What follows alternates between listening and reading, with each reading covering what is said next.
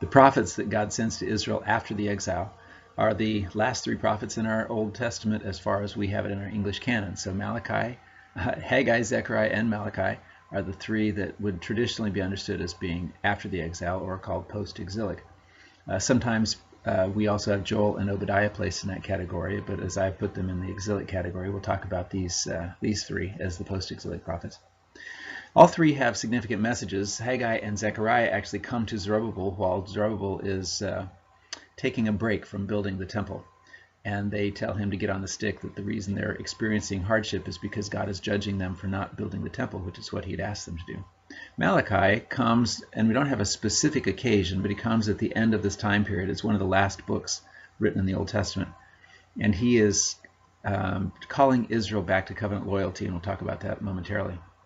The book of Haggai itself is asking Israel to look around. Basically, they should recognize that they're under judgment because their crops aren't doing anything. They're having all kinds of trouble. And they should realize that God is disciplining them because they haven't been building the temple as they were supposed to be doing. So he says, basically, look around. And he's telling them to check their hearts. Why are they not doing this? Why are they building their own houses and not building the house of God? Why are they worried about what the profit is if they follow God as opposed to if they don't follow God? So he's saying, pay attention, because your dreams, the things that you expected here, have really turned to nightmares. Things aren't going the way that you would like them to go. The message of Haggai is give priority to true worship if you expect God's promised blessing. God brought them back, and they were hoping that God would reestablish the kingdom, and in fact, God would bless them tremendously, but their job was to rebuild the temple, and they have failed. They laid the foundation. That's about as far as it went, till Haggai and Zechariah showed up, and then they got on the stick again.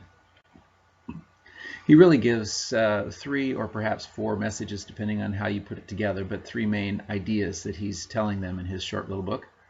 First of all, he says you need to put God first, regardless of the convenience. Right now it seems inconvenient to build the temple, they say, and so they're building their own houses. And yet God says, wait a minute, what priorities are you having here? But then some of them said, well, you know what, this doesn't look nearly as nice as what we had before. This just isn't as significant. I don't know, it's worth doing. And God said, are you kidding me? This is my house, and you need to build it because I will add significance to it. And in fact, he's telling them that the latter glory is going to be greater than the former glory. And what about the profit? Are they really gaining profit from this? And God says, profit is not really to be measured in the immediate category. It is to be measured in the ultimate category.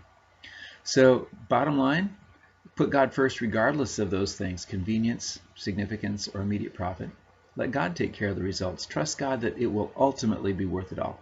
So they need to put God first. The book of Zechariah is written by the prophet that is prophesying at the same time as Haggai, and both of them are speaking to Zerubbabel. Haggai says, look around, look at what's going on. Notice that God is disciplining you. You need to get on the stick and get going. Zechariah says, I want you to look ahead, look up, see what's coming, because you need to clean up for the coming king. The message of Zechariah is for them to live and worship in anticipation of this coming king. Their lives need to show that God is the one that they are living for. In the introduction, he says, I want you to learn from the past. So you see this picture of our students on an archaeological dig. We need to learn from what God has done in the past. We need to look back at our history and at God's history and see who he is and what he has done. And we need to take note, take lesson from that.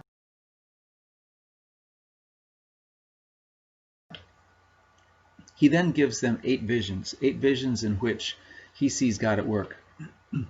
The initial vision, we see the horsemen on patrol and God's judgment on all the nations. Secondary vision, we see the craftsman in which God is judging the nations. We see him bringing out his measuring line to show that he is holy and he's coming there to live. The center part of this is chiastic, and the center part of this, all of these are framing it. The center part shows that there's a high priest that is filthy, and God is going to cleanse him, and he's going to give supernatural cleansing so that there can be relief from the sin. Balancing that out in the center of this chiasm, we see the lamp and the 2 trees, and God by his Spirit is going to give the leaders that are necessary to accomplish this vision. We go back to the flying scroll and God's word purifying the land, the woman in the basket where God is removing sin, and finally the 4 chariots on patrol. God's wrath is satisfied. So the framing is the patrolman. Inside the frame is the secondary frame with God's judgment removing sin. And in the center of this, we see that God is the one who will bring the cleansing that they need. He's the one who will provide what they need in order to accomplish his work. He then moves to the sort of the crowning promise, if you will, of the book. And he says that there's going to be a uniting of the throne. The uniting is the king and priest are going to come together. And this, of course, looks up to Jesus, because up to this point, the priesthood is in the Levitical tribe and the kingship is in the tribe of Judah. They can't be united. But Jesus, of course, is a priest of a different kind.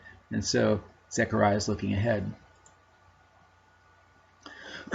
This promise is going to lead to the ultimate worship as we see God establishing his kingdom.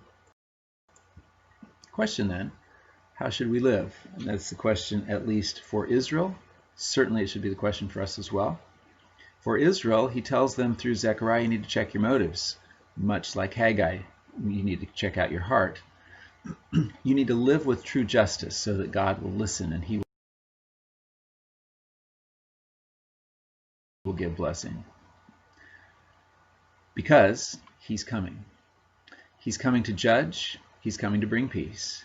Those who are opposed to him will be judged, and those whom he finds worthy will be brought into peace. So even though Israel is rejecting him now, they can have hope and blessing if they will turn to him.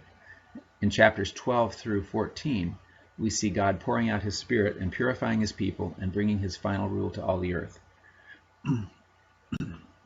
Bottom line for the book of Zechariah: if God is truly holy, if blessing truly comes from him, is Israel living for him? Are you living for him? Am I living for him? Do I really love truth, justice, and peace? Do I really love God enough to love others? The final book of Malachi, basically says, look up. He's looking at marriage as a picture, as an illustration of God's relationship with Israel. And he says, though Yahweh has honored his people in covenant love, they have not honored him. So the day is coming when evil is going to be judged and the covenant will be restored to all who fear him. The message of the book of Malachi is they need to return to Yahweh's covenant if they're going to experience those blessings. The book of Malachi, again, rather short. We see God has established his covenant. He loved Jacob, and that's really what he's talking about there. He's talking about the establishment of the covenant, not an emotional attachment.